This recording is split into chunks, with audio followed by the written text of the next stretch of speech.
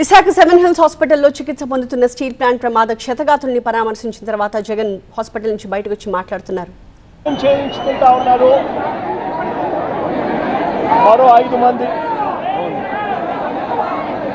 ఇందులో కూడా ఇంకా ఒకరి పరిస్థితి చాలా విషమంగా ఉన్న పరిస్థితుల మధ్య దాదాపుగా 95% బర్న్స్తో ఇంకా ఒక అన్న ట్రీట్మెంట్ చేయించుకుంటా ఉన్నాడు. అంటే దాదాపుగా 9 మంది చనిపోయిన ఈ పరిస్థితుల మధ్య ఈరోజు ఇక్కడ ఇలాంటి తరుణంలో మాట్లాడవలసి వస్తూ ఉంది. ఇవాళ నేను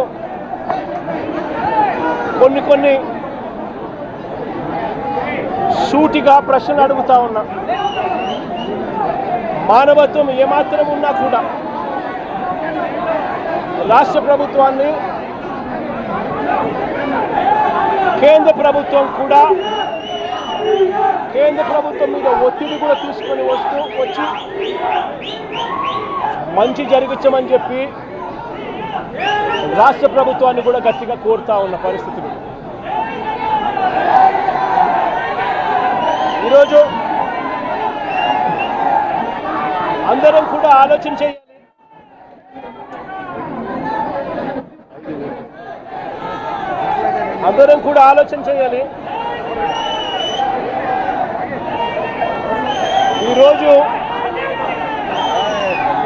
ఈరోజు స్టీల్ ప్లాంట్లో కార్మికులు ఎలా బ్రతుకుతా ఉన్నారు, కార్మికులకు మంచి జరుగుతూ ఉందా లేదా అన్నది ప్రతి ఒక్కరూ కూడా ఆలోచన చేయాల్సిన అవసరం. 2024 వైఎస్ఆర్సీపీ ప్రభుత్వం ఉన్నంత వరకు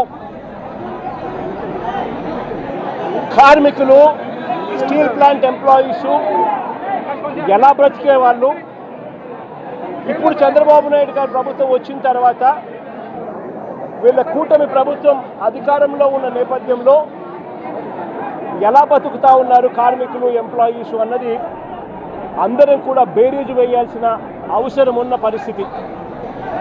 ఒకసారి గమనించినట్లయితే ఇదే స్టీల్ ప్లాంటు ప్రైవేటీకరణ అప్పట్లో ప్రస్తావన వచ్చినప్పుడు వైఎస్ఆర్సీపీ ప్రభుత్వం గట్టిగా దీన్ని ఆపింది. ఇందులో భాగంగానే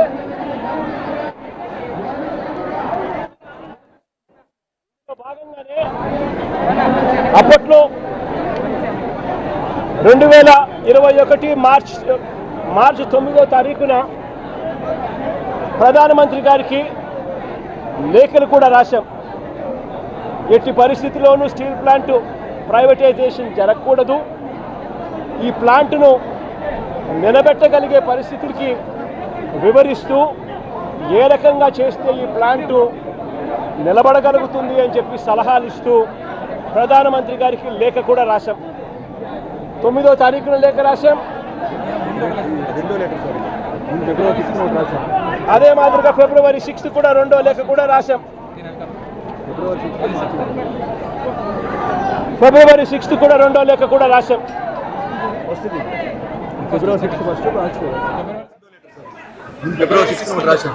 అదే మాదిరిగా ఫిబ్రవరి 6 కూడా 2వ లేఖ కూడా రాశాం.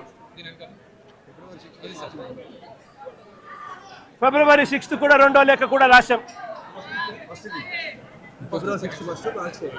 ఫిబ్రవరి 6, మార్చి 9 అది కూడా చూపించు.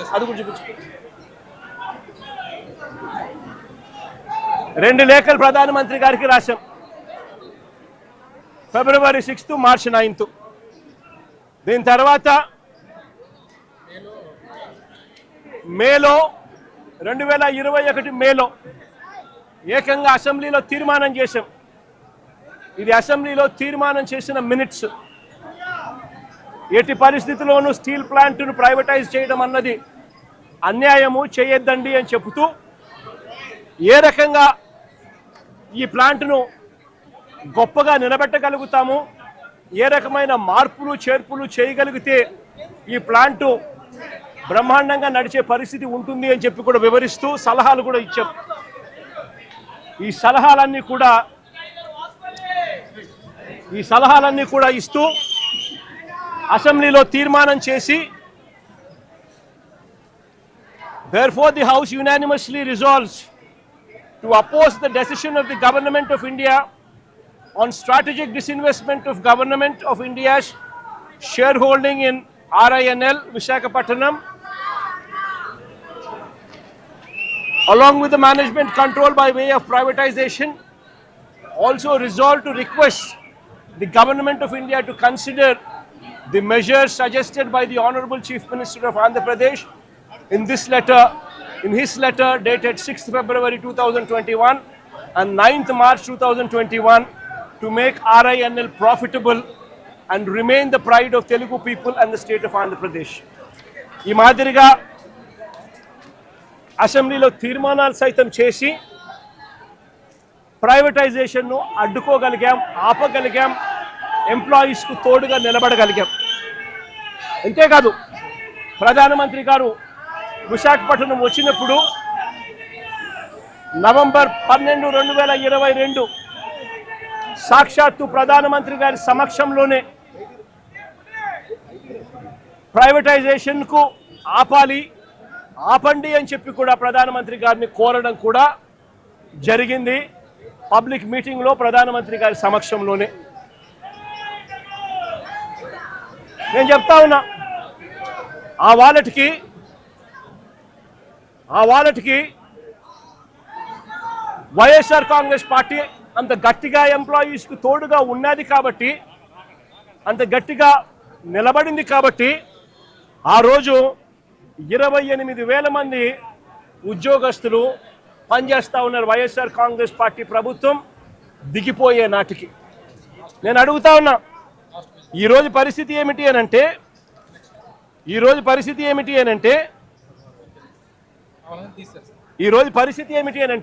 కేవలం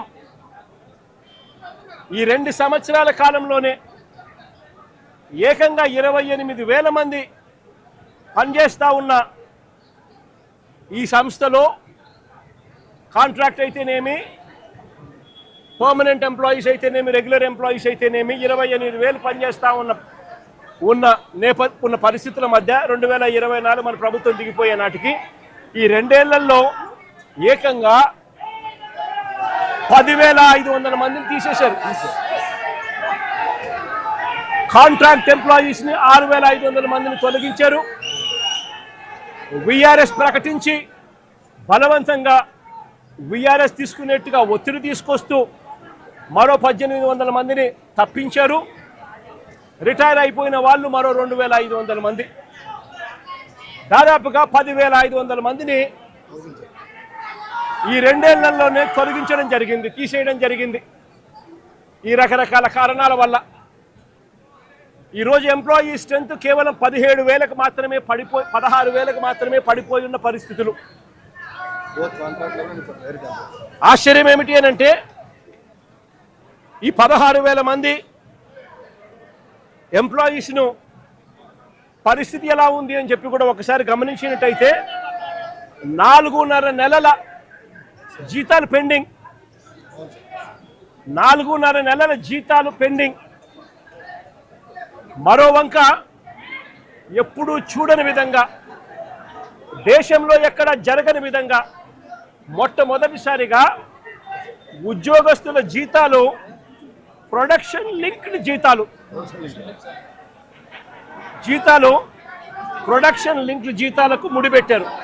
అంటే ప్రొడక్షన్ ఈ మేరకు వస్తేనే మీకు ఈ మేరకు జీతాలు వస్తాయి, ప్రొడక్షన్ ఈ మేరకు రాకపోతే మీకు జీతాలు ఈ మేరకు రావు అని చెప్పి మొట్టమొదటిసారిగా జీతాలు ప్రొడక్షన్ లింక్డ్ జీతాలు ఇవ్వడం కూడా ఈ 2 ఏళ్లలోనే మొదలైంది.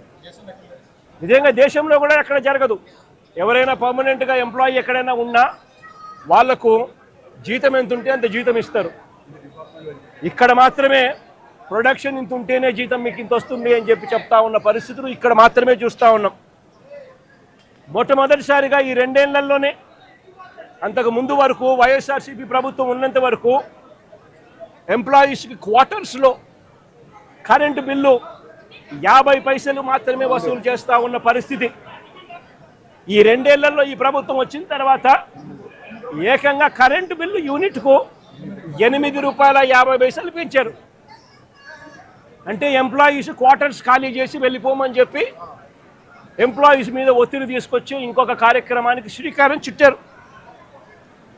ఎంప్లాయీస్కి ఎవరికి కూడా ఈ 2 సంవత్సరాల కాలంలో ఇంతవరకు no bonus, no medical facilities, no HRA, no LTC, no LLTC, no leave encashment, no incentives. నిజంగా ఈ మాదిరిగా ఎంప్లాయీస్ను దారుణమైన పరిస్థితిలో ఇవాళ ఇక్కడ ఉద్యోగాలు చేసే పరిస్థితిలోకి వచ్చినారు ఈ 2 ఏళ్లలోనే. ఆశ్చర్యం కలిగించే విషయం ఇంకోటి ఏమిటంటే 11,440 కోట్ల ప్యాకేజ్ ఇచ్చినాము అని చెప్పి నిన్న ఈ మధ్యకాలంలో మంత్రులు వచ్చిన వాళ్ళు చంద్రబాబు నాయుడు గారు సుపుత్రుడు ఇంకా ఇతరాతర మంత్రులు ఎవరైతే వచ్చినారో వాళ్ళంతా కూడా మాట్లాడడం జరిగింది. ఈ 11,440 కోట్ల ప్యాకేజ్ ఏదైతే ఉందో ఈ ప్యాకేజు ఈ కంపెనీలో ఈ స్టీల్ ఫ్యాక్టరీలో మెయింటెనెన్స్ కోసమో లేకపోతే సేఫ్టీ పారామీటర్స్ పెంచడం కోసమో ఎఫిషియన్సీ ఇంప్రూవ్మెంట్ కోసమో తీసుకొచ్చింది కాదు.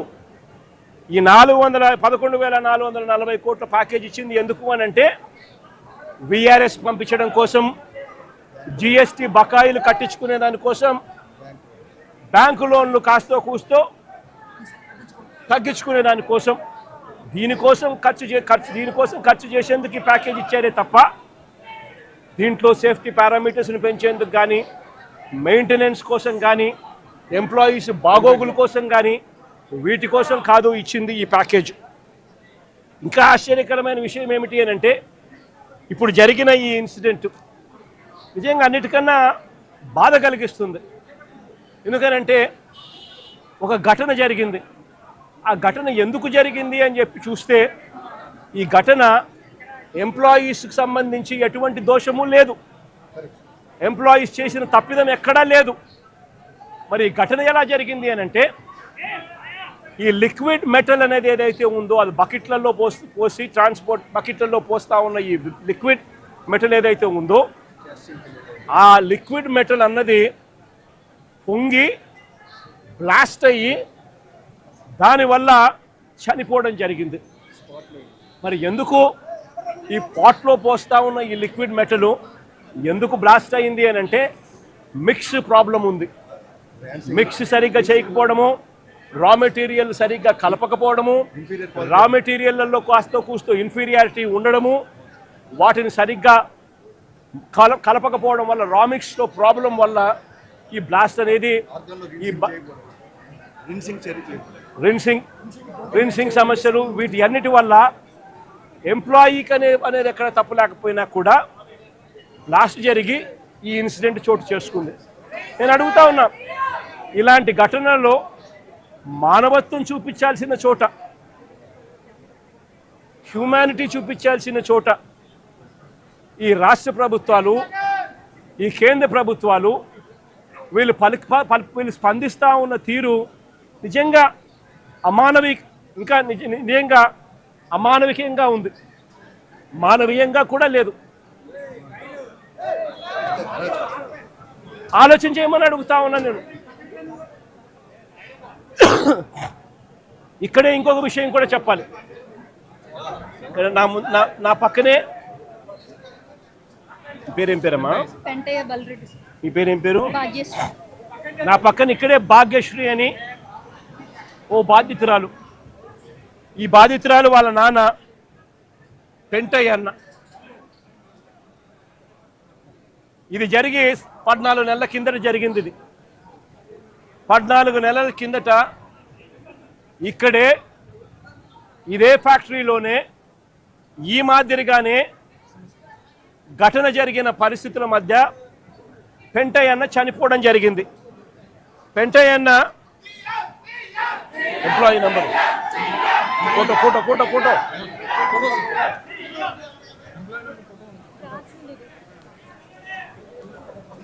ఈ పెంటయ్య అన్న employee number 124185, permanent employee, regular employee. SMS2లో పనిచేస్తూ ఉన్నాడు, మాస్టర్ టెక్నీషియన్గా పనిచేస్తూ ఉన్నాడు. చనిపోయింది 1/4/2025. 1/4/2025, 1 ఏప్రిల్ 2025 చనిపోయాడు. నేను అడుగుతా ఉన్నా, ఈ పెంటయ్య అన్నకు కూతురు, ఇదిగో ఐడి కార్డు. ఈ పెంటయ్య అన్నకు కూతురు పేరేం పేరుమా? భాగ్యశ్రీ కూతురు. కొడుకు ప్రసాదు, నవీను ప్రసాదు. చనిపోయినప్పుడు ఉద్యోగాలు ఇస్తామన్నారు, నెలలోనే ఉద్యోగం ఇస్తామన్నారు పిల్లలకు. కాంపన్సేషన్ ఇస్తామని చెప్పినారు, ఇంతవరకు కాంపన్సేషన్ ఇవ్వాల. ఇంతవరకు జాబ్ లేదు.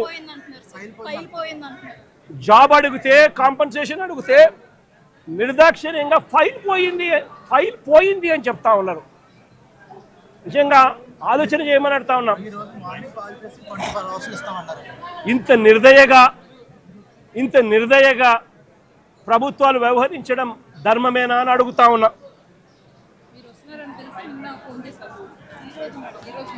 సిమిలర్గా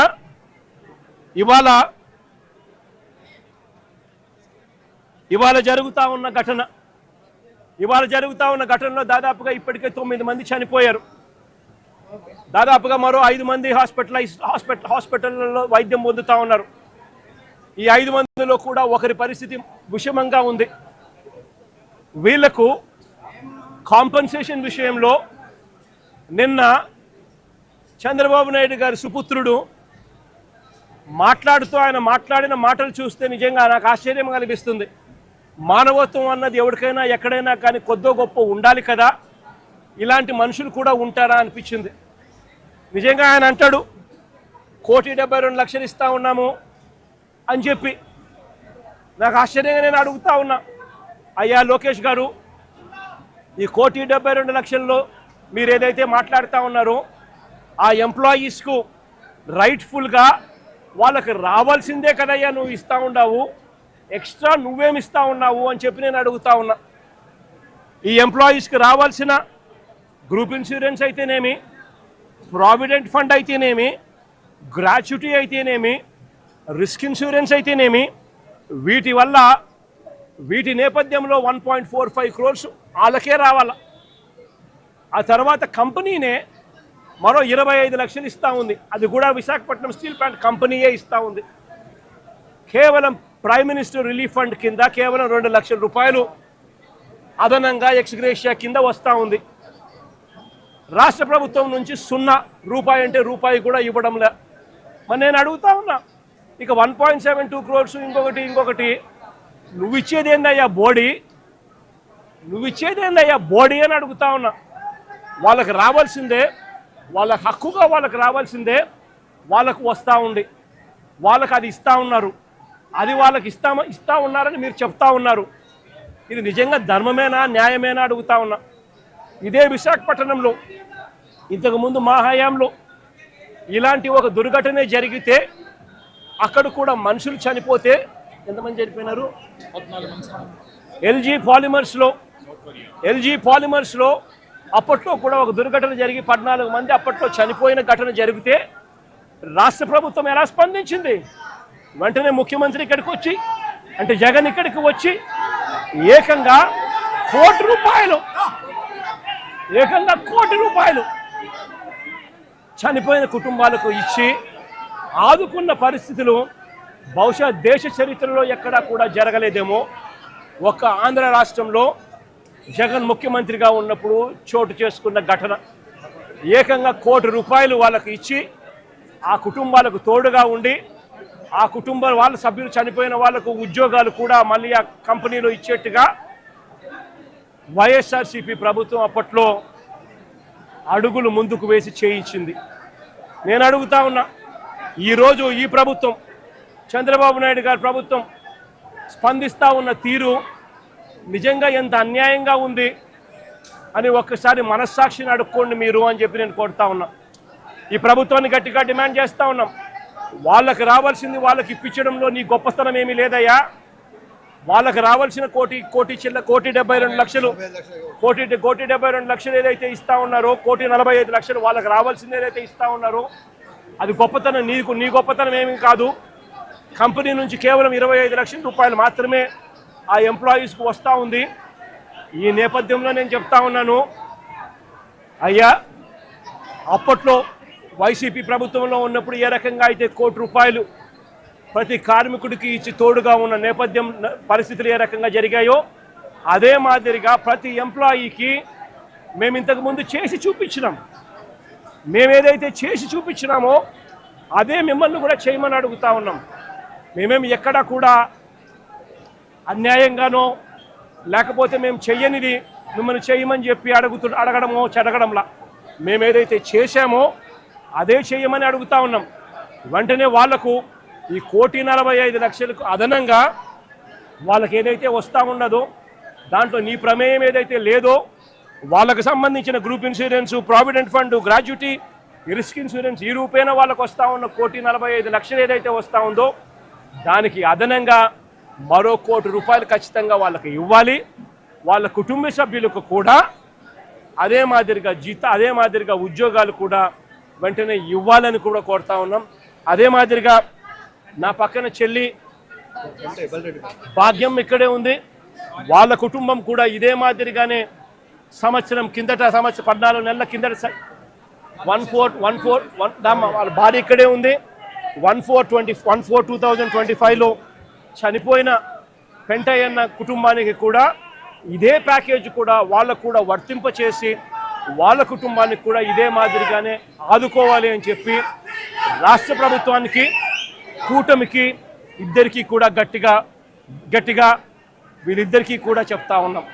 మరీ ముఖ్యంగా చంద్రబాబు నాయుడు గారికి, మరీ ముఖ్యంగా రాష్ట్ర ప్రభుత్వానికి, ఎందుకంటే బాధ్యత రాష్ట్ర ప్రభుత్వం కాబట్టి వెంటనే చిత్తశుద్ధి చూపండి, ఎంప్లాయీస్కి తోడుగా ఉండండి. మీరు కూడా అసెంబ్లీలో వైఎస్ఆర్ కాంగ్రెస్ పార్టీ తీర్మానం చేసినట్టుగానే మీరు కూడా ప్రైవేటైజేషన్కు వ్యతిరేకంగా అసెంబ్లీలో మేము చేసినట్టుగానే తీర్మానం కూడా చేసి కేంద్రానికి పంపి ఇది జరగకుండా కూడా ఆపే కార్యక్రమంలో చిత్తశుద్ధిని కూడా చూపండి అని చెప్పి కూడా గట్టిగా వీళ్ళందరికీ కూడా కోరుతా ఉన్నాం. ఇదొకటే కాదు, మేము ఇంత అడుగుతా ఉన్నా కూడా చంద్రబాబు నాయుడు గారి ప్రభుత్వంలో ఎక్కడైనా మానవత్వం లేక ₹1,00,00,000 ఇవ్వాల్సిన చోట వాళ్ళకు ఇవ్వని పరిస్థితి ఎక్కడైనా ఉంటే మాత్రం ప్రతి బాధితుడికి చెప్తా ఉన్నా, ప్రతి అక్కకు, ప్రతి చెల్లెమ్మకు, ప్రతి బాబుకు చెప్తా ఉన్నా, బాధపడాల్సిన పనుల కొంచెం ఓపిక పట్టండి. దేవుడి దయతో మన ప్రభుత్వం వచ్చిన వెంటనే ఒక నెల తిరక్క మునిపే ₹1,00,00,000 రాష్ట్ర ప్రభుత్వం తరఫు నుంచి వీళ్ళకి ఇచ్చి ఆదుకుంటామని చెప్పి ఖచ్చితంగా చెప్తా ఉన్నాం. అందులో మీకు కూడా ఉంటారు తల్లి, అందులో మీ కుటుంబాన్ని కూడా ఖచ్చితంగా అది వర్తింపజేసేట్టుగా కూడా చేస్తామని కూడా చెప్తా ఉన్నా. కాబట్టి అందరం కూడా మానవత్వం చూపాలి అని చెప్పి, మానవత్వం చూపుతూ ఆదుకోవాలని చెప్పి ఈ రాష్ట్ర ప్రభుత్వాన్ని గట్టిగా కోరుతా ఉన్నాం.